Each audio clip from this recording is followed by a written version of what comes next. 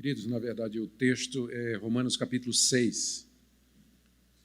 Nós vamos para Romanos capítulo 6 tratar desse tema, como foi dito, tão importante para a vida cristã, que é a santificação.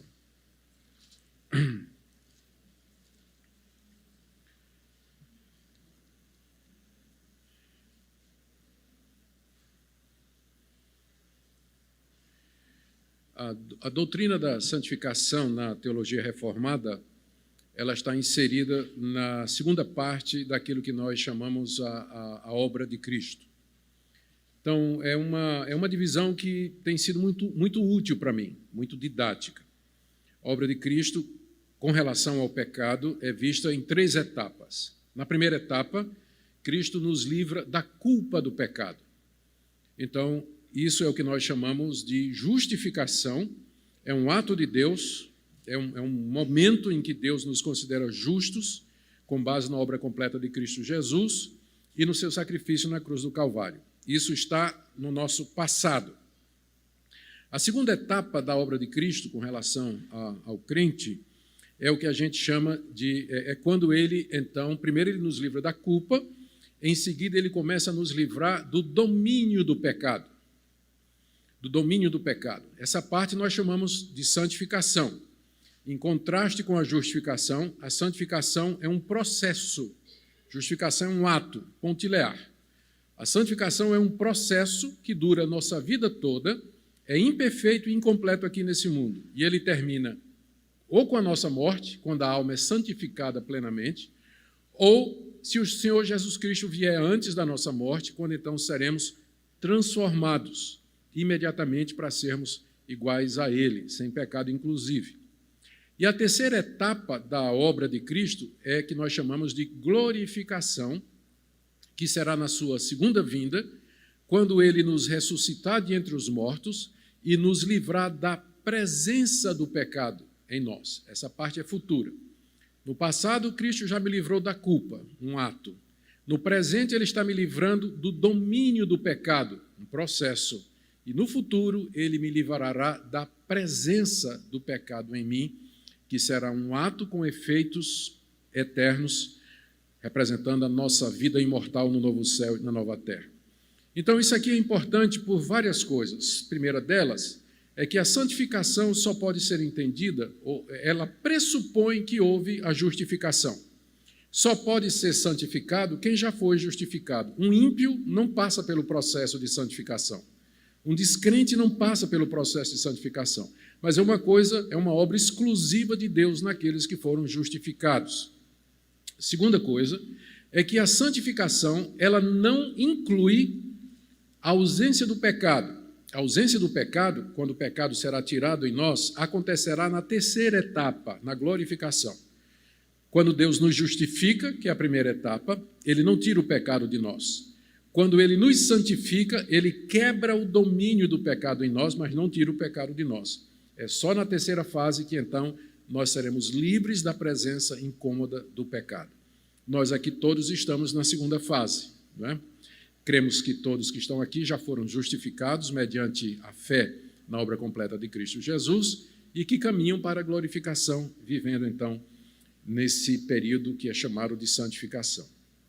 A santificação consiste, portanto, na ação de Cristo em nós, mediante o seu Espírito Santo, mortificando e quebrando o poder do pecado e nos despertando para viver de acordo com a vontade de Deus, avivando a nossa vontade, o nosso querer e os nossos desejos e orientando-os inteiramente para Deus e para aquilo que Ele reservou em nós. A doutrina reformada da santificação, ela diverge de alguns outros pontos de vista. Diverge do ponto de vista dos liberais, que acreditam que a santificação ela é alguma coisa que não tem efeitos práticos ou concretos aqui nesse mundo, porque nós dizemos que a santificação ela é percebida, ela vai resultar em mudança de vida, arrependimento, mudança de atitude, quebra de velhos hábitos, incorporação de novos hábitos e costumes com relação a Deus, num crescendo. Isso pode ser percebido, é alguma coisa que pode ser mensurada, que pode ser vista. Também para nós, a doutrina da santificação, ela diverge de algumas visões mais pentecostais que associam a santificação com o exercício dos dons extraordinários. Nós entendemos que, por exemplo, a igreja de Corinto desprova esse ponto. A igreja de Corinto era uma igreja onde os dons espirituais estavam todos em funcionamento, particularmente línguas, profecias e outros, mas é a única igreja que Paulo se refere como sendo carnal. Carnal. Então, para nós, a santificação ela não está ligada à manifestação de dons espirituais, na visão reformada, não é? Não tem essa ligação. E, por último, nós divergimos também das linhas que nós chamamos de perfeccionistas, que dizem que aqui nesse mundo é possível você ter um grau de santificação tal que você chegue ao ponto de não pecar. Então, algumas linhas do pensamento metodista, derivados em Wesley, descrevem aquilo, se utilizam daquilo que Wesley chamou num dos seus sermões, a experiência do amor perfeito. O cristão chega a um nível em que ele ama Deus tão intensamente, tão perfeitamente, que ele perde completamente o apetite para o pecado. Então, ele entra no estado de perfeição. Por mais que a gente almeje isso, né, que Wesley falou, nós, entretanto, reconhecemos que ele não é possível alcançar isso aqui nesse mundo. Sempre nós estaremos em luta contra o pecado. E minha última observação, antes de entrar em Romanos 6, é que, na visão reformada, a santificação é um processo que, de fato, traz libertação do pecado. E que um crente vivendo em pecado é uma contradição ao ensino das Escrituras. Embora a gente fale de depravação total, a depravação total só é ensinada à luz da eficácia da obra de Cristo em nós. Onde abundou o pecado, superabundou a graça. Portanto, pelo poder do Espírito Santo e pela obra de Cristo, o crente pode sim viver nesse mundo uma vida santa, onde o pecado é acidente. Pecado é acidente e exceção. Pecado não pode ser aquilo que nos define. Você não pode ser conhecido como alguém de boca suja, alguém que é fofoqueiro, mentiroso, que se mete nos assuntos dos outros, imoral, pornográfico, impuro, adúltero, desonesto, de temperamento explosivo. Não. Você não pode ser definido pelo pecado. O pecado deve ser uma exceção na vida do crente. É isso que eu creio que o apóstolo Paulo ensina aqui. Meu último ponto é que, na perspectiva reformada, nós somos santificados da mesma maneira que nós fomos salvos, pela graça, mediante Jesus Cristo. Esse é o ponto que Paulo vai destacar aqui. Romanos 6, de 1 a 14. Que diremos, pois? Permaneceremos no pecado para que seja a graça mais abundante? De modo nenhum. Como viveremos ainda no pecado, nós os que para ele morremos? Ou porventura ignorais que todos nós que fomos batizados em Cristo Jesus fomos batizados na sua morte? Fomos, pois, sepultados com ele na morte pelo batismo, para que, como Cristo foi ressuscitado dentre os mortos pela glória do Pai, assim também andemos nós em novidade de vida. Porque se fomos unidos com ele na semelhança da sua morte, certamente o seremos também na semelhança da sua ressurreição. Sabendo isso, que foi crucificado com ele o nosso velho homem, para que o corpo do pecado seja destruído e não sirvamos o pecado como escravos. Porquanto quem morreu está justificado do pecado.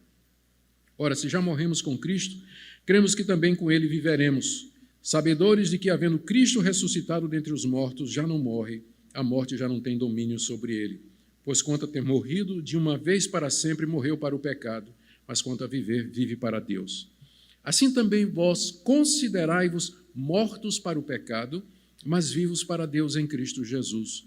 Não reine, portanto, o pecado em vosso corpo mortal, de maneira que obedeçais às suas paixões, nem ofereçais cada um os membros do seu corpo ao pecado como instrumentos de iniquidade, mas oferecei-vos a Deus como ressurretos dentre os mortos, e os vossos membros a Deus como instrumentos de justiça.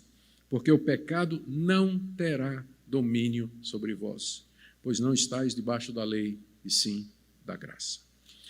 Paulo escreveu essa seção antevendo uma objeção ao que ele escreveu no capítulo 5.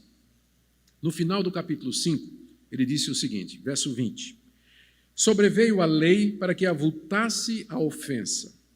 Mas onde abundou o pecado, superabundou a graça. A lei veio para deixar clara a ofensa do homem. Vimos isso ontem. Mas onde o pecado foi abundante, a graça de Deus foi mais abundante ainda. Alguém poderia tomar essa declaração de Paulo e chegar a uma conclusão errada. Tipo assim, então, se onde abunda o pecado, superabunda a graça, quanto mais eu pecar, maior será a minha experiência da graça de Deus. Não é verdade? Vocês estão rindo, mas sabe quem disse isso? Rasputin. Rasputin, que era monge da igreja ortodoxa, ele era o capelão dos reis russos ortodoxos, ele tinha essa doutrina, que quanto mais ele ensinava os cristãos a pecarem com requintes de maldade, porque quanto mais profundo você peca, quando você pede perdão a Deus, maior será a experiência do perdão e da graça de Deus. Se você peca pouco, precisa pouca graça, mas se você peca profundamente, a experiência da graça perdoadora de Deus é maior. Né? É uma conclusão errada do Evangelho. Não é pela graça o Evangelho? Né? Não é pela graça o Evangelho? Sabe onde é que aparece essa doutrina no Novo Testamento? Lá em Apocalipse, quando Paulo fala daqueles que ensinavam que era necessário conhecer as profundezas de Satanás. Conhecer as profundezas de Satanás. Como é que você pode combater as coisas do diabo se você não conhece as coisas do diabo? Então você tem que se envolver nas coisas profundas de Satanás para que você possa combater as coisas do diabo. E aí vem a consequência. Para você combater o pecado, você tem que se envolver no pecado. Para que se conheça a graça, você tem que viver no estado de desgraça, para que a graça seja abundante.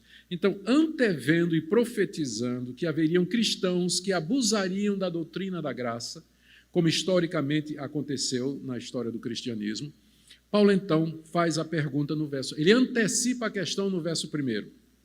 Que diremos, pois? Permaneceremos no pecado para que seja a graça mais abundante? Ele calculou que essa seria a conclusão que alguém tiraria do que ele afirmou antes. E ele mesmo responde no início do verso 2, de modo nenhum. Ou seja, um cristão que vive no pecado, usando a graça de Deus como desculpa, de modo nenhum, diz o apóstolo Paulo. Na língua grega, essa expressão de modo nenhum é o que a gente chama de uma dupla negativa, que não tem tradução em português. A melhor tradução é essa mesma, de modo nenhum. Ela é tão forte que a versão King James traduziu God forbid, ou seja, Deus não permita. Então, isso tudo revela a reação indignada de Paulo diante do pensamento de que um cristão use a graça de Deus como desculpa para viver no pecado. Mal sabia Paulo que era exatamente isso que haveria de acontecer. No período do Novo Testamento, Judas, por exemplo, fala dos libertinos. O Judas aqui é não o Iscariotes, tá? É o autor do livro que tem esse nome antes de Apocalipse. É provavelmente um dos irmãos de Jesus. Lá Judas diz que resolveu escrever porque alguns homens transformam em libertinagem a graça de Deus. Então, já no período do Novo Testamento, já tinha gente abusando da graça de Deus. Daí a pergunta profética de Paulo. Nós vamos continuar pecando para que a graça seja mais abundante? Resposta para Paulo, é inconcebível que um crente viva no pecado apelando para a graça de Deus. Tipo assim, Deus entende, Deus é bonzinho, Deus é compreensivo, Deus é amoroso, Deus me ama. E Ele vai compreender, Ele vai entender a minha vida em pecado. Não vai, não. Não vai. Pode ter certeza. É o que Paulo vai dizer aqui. Por que para Paulo é inconcebível que um cristão viva pecando, usando a graça como desculpa? Final do verso 2. Como viveremos ainda no pecado, nós os que para ele morremos? E aqui Paulo introduz a doutrina da nossa união com Cristo como base para uma vida não no pecado, uma vida onde o pecado não tem domínio. A pergunta é curiosa, no mínimo, né? Como é que nós, que já morremos para o pecado, viveremos no pecado, mostrando que o caminho de Deus não foi matar o pecado, mas nos matar. Imagine uma relação em que você é escravo de alguém e você quer sair daquela relação. Só tem duas maneiras para aquela relação terminar. E a melhor delas é o seu patrão morrer. Mas existe uma outra solução para aquela relação terminar: você morrer. Não é isso? Escravos mortos, eles não são mais escravos, eles não podem mais obedecer ao seu patrão. Paulo diz aqui que nós morremos para o pecado. Não foi o pecado que morreu. Essa é a terceira etapa, quando Deus vai tirar o pecado de nós. Não é, o pecado não morreu em nós, nós é que morremos para o pecado. E se nós estamos mortos para o pecado, como é que nós vamos viver obedecendo ao pecado? Então, a base para Paulo dizer que um crente não pode viver no pecado é a doutrina de que o crente já morreu para o pecado. Mas quando é que a gente morreu para o pecado? Na verdade, eu me sinto muito vivo com relação ao pecado, não é? Quando é que eu morri para o pecado? A resposta vem a partir do verso 3. Porventura ignorais que todos nós que fomos batizados em Cristo Jesus, fomos batizados na sua morte. Vocês ignoram o significado do batismo? Pergunta o apóstolo Paulo. O batismo significa exatamente isso.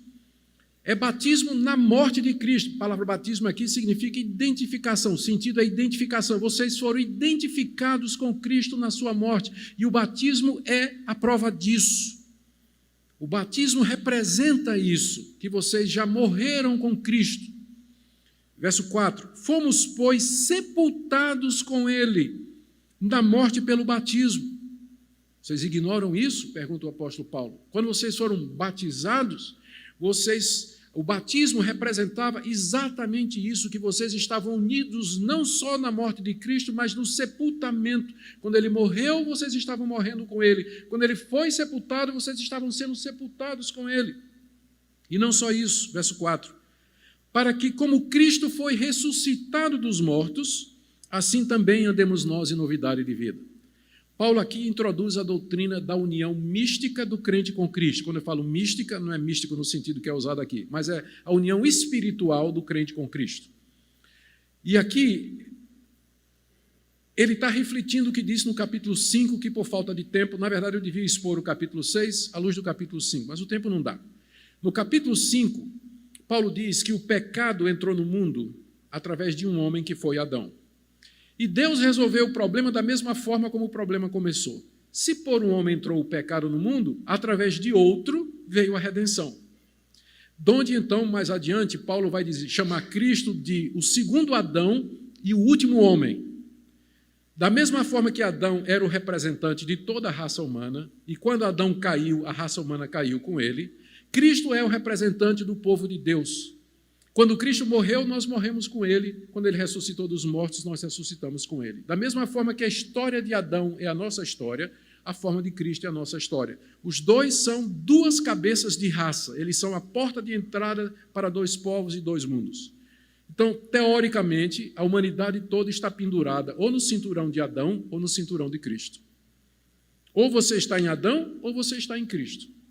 E a história de um vai ser a sua história. Se você está em Adão, você vai viver em Adão e vai receber a herança de Adão, que é o pecado e a condenação eternas. Se você está em Cristo, você vai receber a herança de Cristo, que é a vida eterna e a felicidade do novo céu e na nova terra. É assim que Paulo vê a humanidade, ou em Adão ou em Cristo, num dos dois. Então, quando ele diz aqui, vocês ignoram que o batismo representa isso, essa união fundamental com Cristo, que é o cabeça da igreja. A história de Cristo é a sua, ele era o nosso representante. Quando ele morreu na cruz, ele estava morrendo em nosso lugar. Quando ele foi sepultado em nosso lugar. E quando ele ressurge em nosso lugar. Então nós estamos unidos a Cristo. Isso aconteceu há 2000 anos atrás. Não é uma questão de você sentir. Não é questão de você sentir. Você não sente que está unido a Cristo. Você não sente que está sepultado com Ele. Você não sente que morreu com Ele, porque isso é algo que Deus fez quando você nem nascido era. Ele incluiu você no seu Filho, Jesus Cristo. É um ato de Deus. Você experimenta os efeitos disso na regeneração e na santificação e, finalmente, na glorificação. Mas a base da santificação é esse fato de que Deus incluiu o seu povo na morte do seu Filho, na morte, sepultamento e ressurreição. Aí, veja no final do verso 4. Vamos rever o verso 4. Fomos, pois, sepultados com ele na morte pelo batismo, para que, como Cristo foi ressuscitado dentre os mortos pela glória do Pai, assim andemos nós em novidade de vida. O que é andar em novidade de vida? É você andar nessa vida nova que você recebeu através da união com Cristo, que veio pela palavra, pela sua conversão e pela ação do Espírito Santo. Então, nós não andamos mais como andávamos antes, mas nós andamos agora em uma vida nova que tem sua origem, sua força na obra de Cristo, na sua morte e na sua ressurreição, a qual nós fomos unidos. Nós agora vivemos em novidade de vida. Paulo argumenta, por quê é novidade de vida? Porque se fomos unidos, estou no verso 5, se fomos unidos com ele na semelhança da sua morte, a palavra semelhança aqui é basicamente retórica, você pode tirar, se fomos unidos com ele na sua morte, certamente seremos também na sua ressurreição. Por isso que é novidade de vida. Morrer com Cristo significa morrer para o pecado, mas é mais do que isso. Quando ele ressuscita, eu ressuscito para viver uma vida nova. A morte de Cristo cuida do pecado, a ressurreição, o poder para viver e agradar a Deus. Então é preciso as duas coisas, não é? Não só a morte, mas a ressurreição. É por isso que é novidade de vida. Muito bem. Essa é a base da santificação, a união com Cristo. Isso aqui é muito importante. Gente, quando eu me converti, eu estava até dizendo para o pastor Itamar, eu fui criado numa igreja presbiteriana.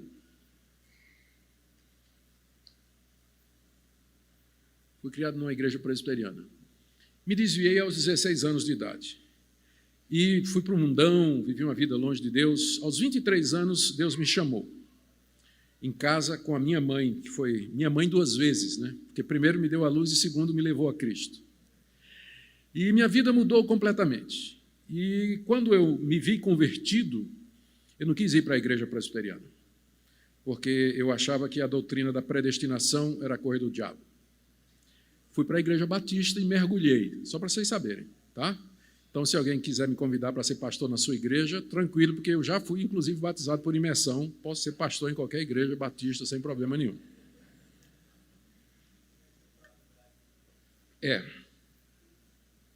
Mas aí, durante os 2 anos que eu passei na igreja batista, eu tinha um pastor, meu pastor era muito arminiano, ele me deu todas as obras de Wesley para ler, os livros de Charles Finney. Eu me tornei um arminiano assim, ferrenho. Eu fui discutir com o pastor da igreja presbiteriana onde eu tinha sido criado, e na cara dele eu disse, essa doutrina sua é diabólica da predestinação, porque o senhor acreditava que eu era predestinado, por isso que o senhor nunca veio pregar o evangelho para mim. Eu não me lembro de uma vez que o senhor veio atrás de mim quando eu me desviei, porque o senhor acreditava que eu era predestinado. Ele olhou para mim e disse, eu não estava certo? Ok. Contra fatos não há argumento, né? Contra fatos não há argumento. Mas eu estou contando tudo isso para dizer que nesses anos eu queria muito ser santo. Continuo querendo.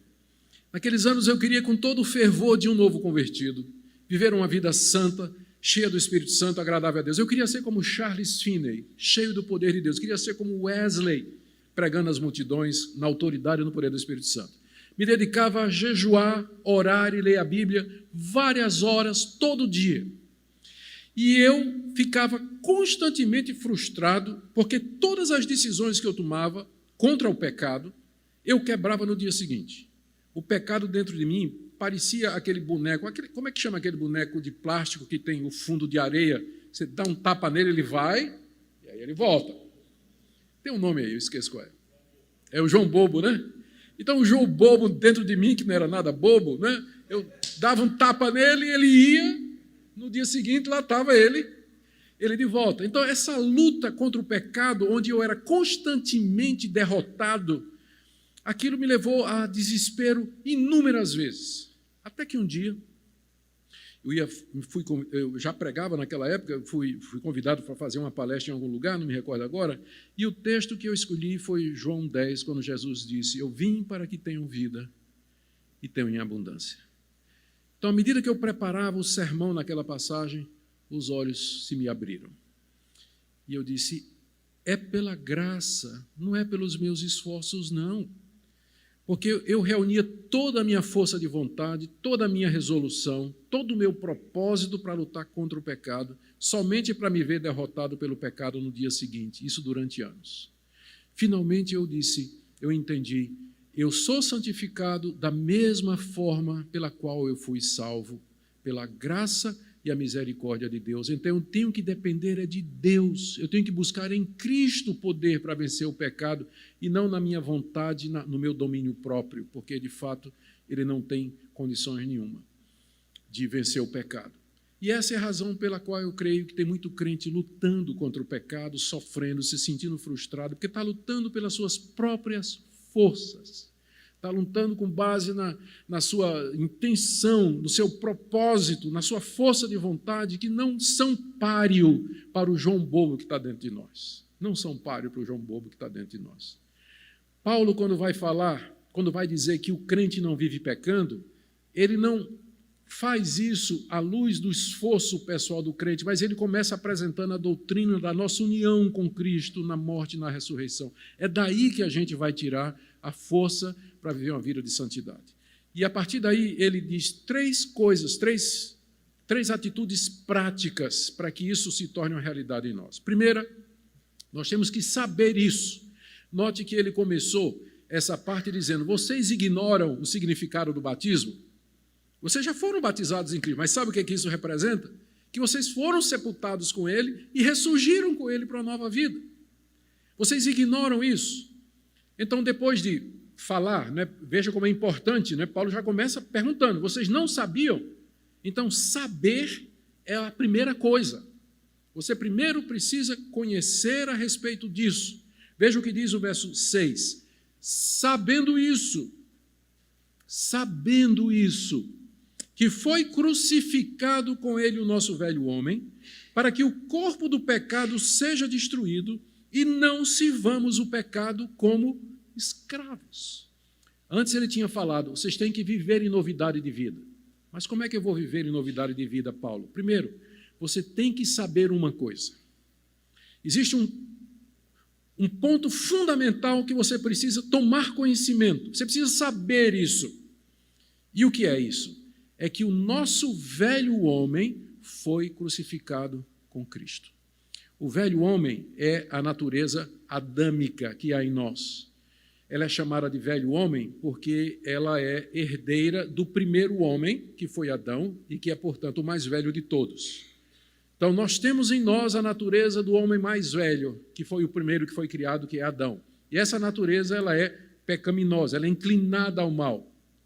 Na cruz, Deus não somente estava crucificando o seu filho, mas o velho homem que há em mim foi crucificado com ele, o velho homem. O sangue foi derramado para os pecados. Pecados é aquilo que eu faço, mas a cruz é para o pecado. Pecado é aquilo que eu sou. A cruz é para o pecado, o sangue é para os pecados, aquilo que eu faço.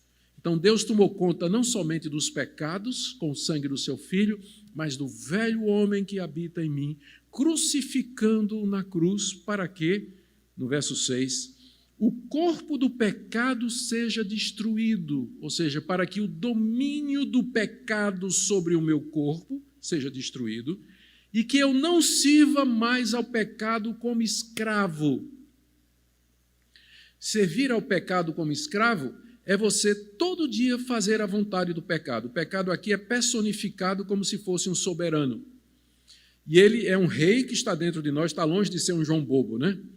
Ele, na verdade, é um rei que está dentro de nós e que quer tomar posse e dominar a minha vida, meus atos, meus pensamentos, minhas palavras, minhas escolhas e as minhas intenções. Alguém é escravo do pecado quando tudo o que ele faz, pensa, diz, escolhe e age é orientado pelo rei pecado. Ele faz estas coisas porque ele é escravo do pecado.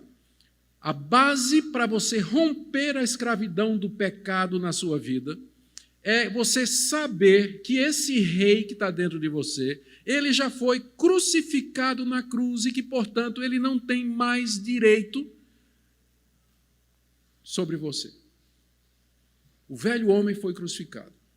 Portanto, para que você não sirva mais ao pecado como escravo. Mas, como Paulo diz aqui, é preciso que você saiba disso.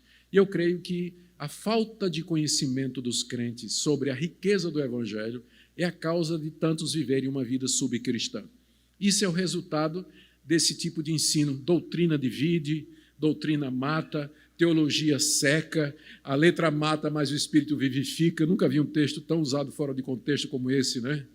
Não estudar a Bíblia, conhecer teologia, isso, nada, vamos amar o próximo, procurar ser cheio do Espírito Santo. É bobagem isso, porque não conhece o Evangelho, é que os crentes vivem uma vida subcristã.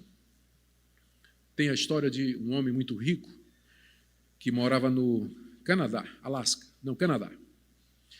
E aí foi quando, isso aí, muitas décadas atrás, teve a famosa corrida de ouro na Austrália, quando descobriram ouro na Austrália. Esse homem tomou notícia disso, ele vendeu lá os seus bens e pegou um navio, viajou até a Austrália e foi prospectar ouro, foi procurar ouro, né? Descobrir ouro.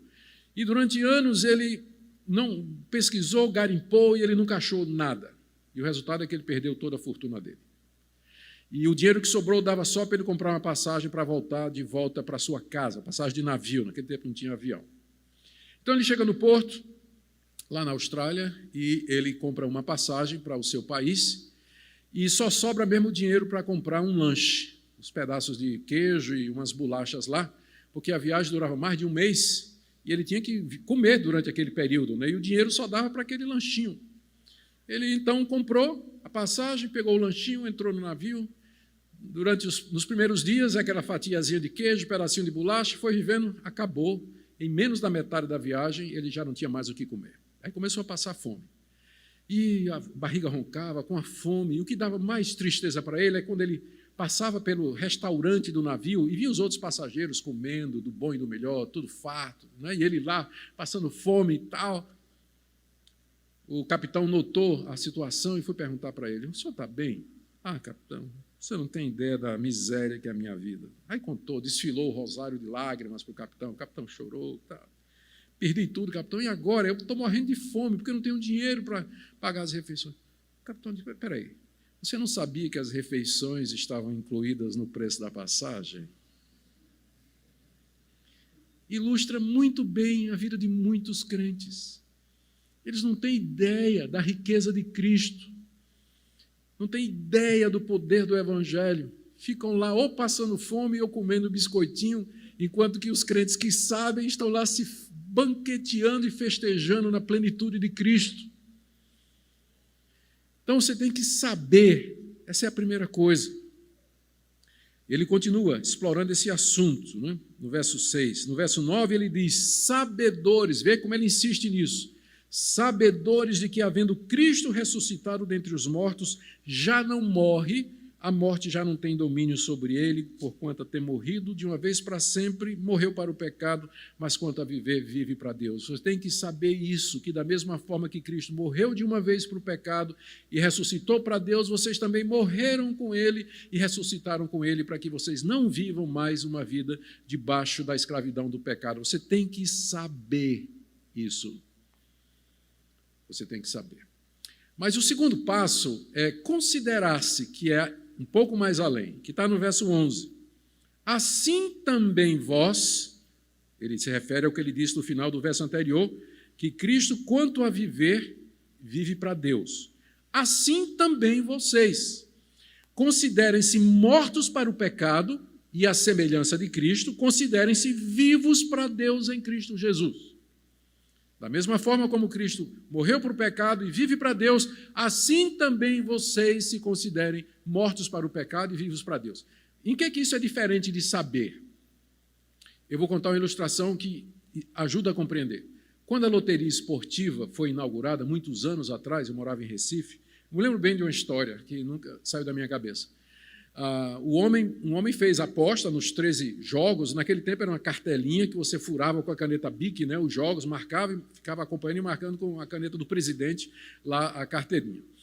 Aí o homem jogou, né, pegou a cartelinha, radinho de pilha, e no fim de semana estava acompanhando os jogos. Primeiro jogo acertou, marcou. Segundo jogo acertou, marcou. E foi acertando tudo. Né?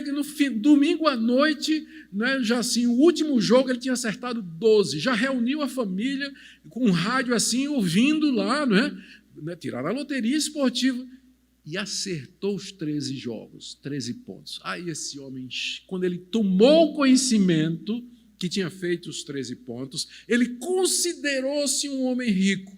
Aí deu o apartamento para a sogra, o carro para o vizinho, queimou os móveis em praça no meio da rua, porque no dia seguinte ele ia pegar milhões de cruzeiros, que era o prêmio acumulado na loteria esportiva. Entenderam a diferença de saber e considerar-se? Quando ele soube que fez os 13 pontos, considerou-se rico e começou a agir como um rico. Tolo, é verdade, porque no dia seguinte ele descobriria que mais 10 mil brasileiros também tinham feito os 13 pontos, né? E ele, na verdade, não ganhou muita coisa, não. Foi uma história trágica essa daí. Mas o ponto permanece, né? Ele soube e ele considerou-se. Então, é isso que Paulo está dizendo. Você tem que saber que você foi unido na morte de Cristo e na sua ressurreição, e você tem que se considerar assim. Essa é a única coisa na Bíblia, eu creio, de que você pode realmente tomar posse. Porque em muitas igrejas o pessoal tome posse disso, tome posse daquilo. Não, tem que tomar posse. Mas disso aqui você tem que tomar posse pela fé. Isso aqui é um ato de fé. Você se considerar aquilo que Deus está dizendo que você é. Não é questão de você sentir. Como eu disse, não é questão de você sentir. É você saber. Deus está dizendo, Augustus, eu lhe incluí na morte do meu filho e na ressurreição do meu filho há 2000 anos atrás. Você morreu para o pecado, Augustus, e você vive para mim. Então, considere-se assim. Veja você mesmo assim. Tome posse dessa verdade todo dia. Conta que Agostinho, que é o maior teólogo da história da igreja no primeiro milênio, antes de se converter, ele teve uma vida muito devassa. Ele converteu-se com mais de 40 anos, né, Agostinho. A mãe dele é uma santa mulher de Deus, Mônica, orava por ele todo dia. E o Agostinho, depois da conversão, tornou-se santo homem de Deus. Um dia, andando nas ruas da sua cidade, uma antiga amante o reconheceu e disse, Agostinho! Ele ouviu a voz, olhou para trás, viu que era a mulher, continuou andando, né? A mulher veio atrás, Agostinho! E Agostinho, né, caminhando. Aí, finalmente, a mulher gritou, Agostinho, sou eu! Ele virou-se para trás e disse, mas não sou eu! Não é? Considerou-se morto, não é? Agostinho morreu, não é? O antigo Agostinho que você conheceu, mulher, está morto. Considere-se morto. É o segundo passo. É assim que você tem que se considerar.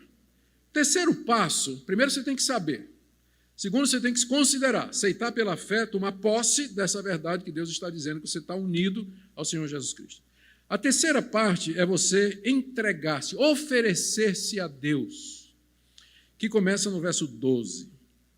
Não reine, portanto aí introduz a conclusão do que ele disse antes. O que é que ele disse antes? Considere-se morto para o pecado e vivo para Deus. Portanto, à luz dessa realidade, não reine o pecado em vosso corpo mortal, de maneira que obedeçais às suas paixões. Não permita que o pecado reine no corpo de vocês, de maneira que vocês venham a obedecer às paixões. As paixões são as ordens que o pecado dá a você, de dentro. Eu quero aquela mulher, eu quero aquele carro, eu quero o emprego desse cara, eu quero a vida desse cara. Então, as paixões são os desejos do pecado dentro de nós. Paulo diz, agora, à luz disso, sabendo e considerando-se, não deixa que o pecado determine a sua vida, os seus pensamentos, as suas escolhas, as suas palavras, o seu caminhar, as suas atitudes. Não reine o pecado no seu corpo mortal, de maneira que você obedeça às paixões. Ao contrário, né? No verso 13, continuando, nem ofereça cada um de vocês os membros do seu corpo ao pecado como instrumentos de iniquidade. O pecado aqui, mais uma vez, ele é personalizado como se fosse um faraó, um rei. Paulo está dizendo, não se ofereça mais ao pecado. Não se ofereça mais, não ofereça os seus membros ao pecado. Membros aqui são todas as nossas faculdades, não é somente os nossos membros físicos, mas nossa consciência, nossa vontade, nosso querer, a nossa memória, aquilo, o que eu sou. Não se ofereça mais ao pecado como instrumento de iniquidade, para que o pecado opere a iniquidade através dos seus membros. Porque é assim que o pecado age, ele nos usa para disseminar a iniquidade. Palavras mal feitas, ações mal escolhidas, pensamentos impuros, a gente se torna escravo do pecado e nós somos usados por ele como instrumentos de iniquidade. Paulo diz, não reine o pecado, não se ofereça mais ao pecado como instrumento de iniquidade. Ao contrário, vejam no verso 13, oferecei-vos a Deus como ressurretos dentre os mortos e os vossos membros a Deus como instrumentos de justiça. Agora eu posso me oferecer a Deus, porque eu não sou mais escravo do pecado. O princípio que está aqui é aquele que Jesus ensinou. Ninguém pode servir a dois senhores. Se você é escravo do pecado, você não pode ser escravo de Deus. Então você primeiro precisa ser libertado da escravidão do pecado, para que você possa se oferecer como servo de Deus. E isso Deus já fez quando Ele tirou não o pecado, mas tirou você da equação, crucificando você na cruz. O velho homem, aquilo que você é por dentro, morreu para o pecado na cruz, foi sepultado e ressuscita uma nova criatura em novidade de vida. Então, com base nisso, você agora pode dizer não ao pecado. Você não precisa mais pecar, o que me lembra as definições de Agostinho das fases do homem. É interessante isso aqui, é bonito em latim, que eu me esqueço. Então, vem. Lá no paraíso, Adão podia dizer, eu posso não pecar. Eu posso não pecar. Aliás, não. Primeira fase é, lá no paraíso, Adão dizia, eu posso pecar. Ele tinha essa possibilidade. Ele foi criado com a possibilidade de pecar. No paraíso, ele podia dizer, eu posso pecar. Depois que ele caiu, Adão agora diz, eu não posso não pecar. Depois que Adão se converte, ele diz, eu posso não pecar. E depois que Adão é ressuscitado dos mortos, ele diz, eu não posso mais pecar. São 4 fases. 4 fases. Essa fase em que nós estamos vivendo é aquela em que nós podemos dizer, eu não preciso pecar. Eu não preciso pecar. Você pode dizer não ao pecado, porque ele não é mais o seu senhor, ele não é mais o seu dono. Você pode se oferecer a Deus, que é o seu novo patrão. Deixa eu contar 2 ou 3 ilustrações para ficar claro isso aqui. Eu vou começar com a história da saída de Israel do Egito. Todo mundo conhece os fatos. Deus, através de Moisés, tira o seu povo da escravidão de 430 anos. Durante 4 séculos e meio, os israelitas serviram a Faraó, aos deuses, aos reis do Egito. Nasceram, toda aquela geração nasceu escrava, e os pais deles nasceram escravos, e os seus avós nasceram escravos, foram escravos a vida toda. Eles não conheciam outro estilo de vida que não fosse a escravidão. A liberdade era novidade para eles. Moisés tira esse povo da escravidão, abre o Mar Vermelho, passa com os israelitas e eles emergem do outro lado, um povo livre. Livre. Agora imagine a cena, se possível. Faraó do lado de cá, do mar, vendo os israelitas livres do outro lado, ele pega o megafone, né, e diz, voltem meus escravos, vocês me serviram a vida toda, vocês nasceram na minha casa, seus pais foram meus servos, seus avós foram meus servos, a vida toda vocês foram meus escravos, voltem. Eu tenho certeza que, se isso fosse possível, muitos israelitas, ao ouvir a voz do antigo patrão, eles se lançariam no mar, nadariam de volta para beijar o pé de Faraó. Não parece ridículo isso?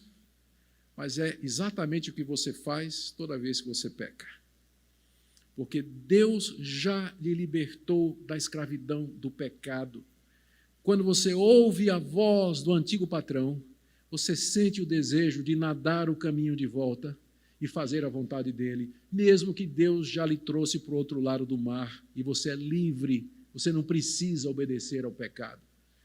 Mas por causa de ter vivido na escravidão o tempo todo, a voz de Faraó desperta o escravo que há em nós e nós queremos voltar e servir o pecado quando o pecado nos chama. Mas nós não precisamos fazer isso. Quando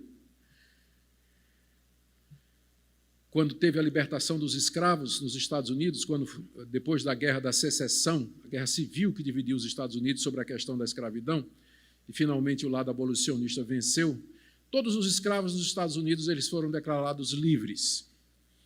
E eles, portanto, agora eram vistos pela lei como cidadãos iguais aos homens brancos, aos americanos. Os afrodescendentes vistos como americanos, com os mesmos direitos e tudo.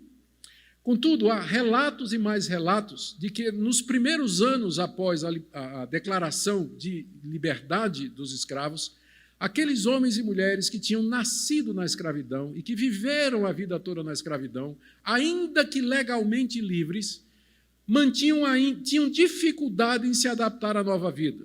Porque a vida antiga os tinha marcado de tal maneira, por exemplo, que quando ele ia numa calçada, que vinha um homem branco do outro lado, ele parava, se curvava e deixava o homem branco passar. Ele não tinha que fazer isso, ele era livre. Mas o costume da vida antiga na escravidão levava ele a fazer isso. Eu estou definindo o crente. Você viveu uma vida de pecado, mas Deus em Cristo libertou você. Você não é mais escravo do pecado. O pecado não é mais o seu patrão. Você não tem que obedecer. Eu sei que sua boca está torta por causa do uso do cachimbo, né? Não é assim que o pessoal diz, o uso do cachimbo entorta a boca. Mas você agora não tem mais que viver de boca torta. Você não tem mais que voltar para os pés do faraó pecado, porque Deus em Cristo já fez o ato fundamental da sua libertação, lhe uniu a Cristo na sua morte e na sua ressurreição, e você tem que saber isso, considerar-se assim, e oferecer-se a Deus com base nisso. Olha a promessa do verso 14. Quem está prometendo isso é Deus na sua palavra. Porque o pecado, o que é que diz aí? Não terá domínio sobre vós. Você quer essa vida em que o pecado não tem domínio sobre você? Você quer conhecer isso na prática? Lembra que eu não estou falando de perfeição. Quando eu estava estudando na África do Sul, foi lá que eu fiz o meu mestrado, numa universidade reformada que tinha lá, muito boa, até hoje existe, muito boa. Uma vez eu fiz uma viagem, eu morava numa cidadezinha chamada Potchefstroom, ficava no coração da África do Sul. Uma vez eu e minha esposa, nós fizemos uma viagem com um casal de estudantes, amigos nossos. A gente saiu lá do coração da África do Sul, descemos até a cidade do Cabo, Cape Town, que é o ponto mais extremo da África, extremo sul da África, cidade muito bonita. Depois subimos de volta pela costa do Oceano Índico, entramos em Durban até voltar em casa. Uma viagem bonita, demorou algumas semanas, 5.000 quilômetros de carro.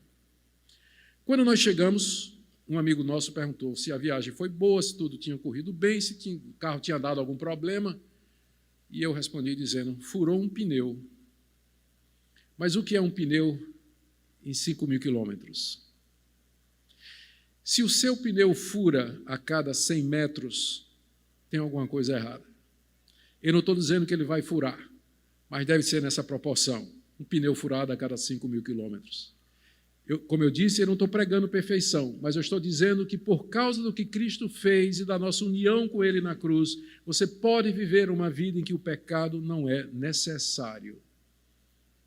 E eu comecei essa palestra dizendo que eu acredito que muitos cristãos, porque não sabem disso, eles não se consideram assim, eles vivem uma vida subcristã. Eu me arrepio todinho quando eu vou pregar numa igreja, o pastor pede para alguém lá pregar, aliás, orar, e a pessoa ora e diz, oh Deus, perdoa os nossos pecados, nós pecamos todos segundo por pensamento, palavra e por obra. Espera aí, meu irmão, então você não é crente. pecar todo minuto por pensamento, palavra e obra, o que eu vou fazer com Romanos 6? O pecado não terá domínio sobre vós, foi crucificado com ele o velho homem para que não sejais escravos. O que eu vou fazer com Romanos 6? O que eu vou fazer com Romanos 6? Então, eu não estou ensinando perfeccionismo, mas uma vida de vitória sobre o pecado, em que você pode desfrutar da santidade, da libertação, tempos longos na presença de Deus, sem que o pecado seja necessário. Claro, eu creio que essas pessoas, quando dizem esse tipo de coisa, é que elas esquecem de fazer a distinção entre tentação e pecado. Porque tentado, eu sou tentado por pensamentos, palavras e obras todos os minutos da minha vida. A tentação vem, está o tempo todo na minha cabeça. Mas porque eu morri para o pecado, eu posso dizer aos pensamentos, não, não, não, não. Eu não posso evitar que uma mulher bonita, vestida sensualmente, passe na minha frente, mas eu posso evitar a segunda olhada. Posso evitar seguir com o rabo do olho. Não posso? É isso que o poder da cruz e da ressurreição faz em você. Ele dá poder para você dizer não às tentações que lhe assediam diariamente e constantemente.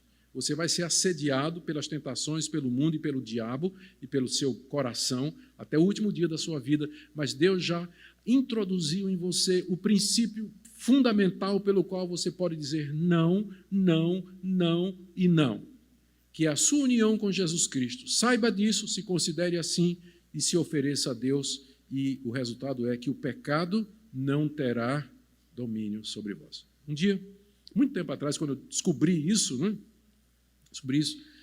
eu estava ajudando um jovem recém-convertido a compreender. Ele tinha um problema muito grande com o temperamento dele. Você sabe aquele pessoal que tem um pavio curto? Ele nem pavio tinha, pegava na pólvora, direto. Nem pavio ele tinha. E era um moço que tinha um temperamento assim, muito difícil, muito difícil. E eu ensinei para ele, eu disse, olha, vamos para Romanos 6. Saber, considerar, se oferecer. Saber, considerar, tá bom. Aí terminou, né? E foi lá em casa, o estudo, ele foi para o ponto de ônibus. Aí no dia seguinte ele voltou. Pastor, não funciona não. Por quê? Olha, eu cheguei lá no ponto de ônibus e o ônibus começou a atrasar. Demorou. E eu, saber, considerasse, oferecesse, né? Pensando em tudo mais. E o tempo foi passando, e o ônibus foi demorando, pastor. Demorou 1 hora. Quando chegou, eu dei um chute na porta do ônibus, de tanta raiva que eu estava, pastor. Eu perdi completamente o controle. Esse trem não funciona. Disse, meu irmão, a gente não corta uma árvore grossa num dia só.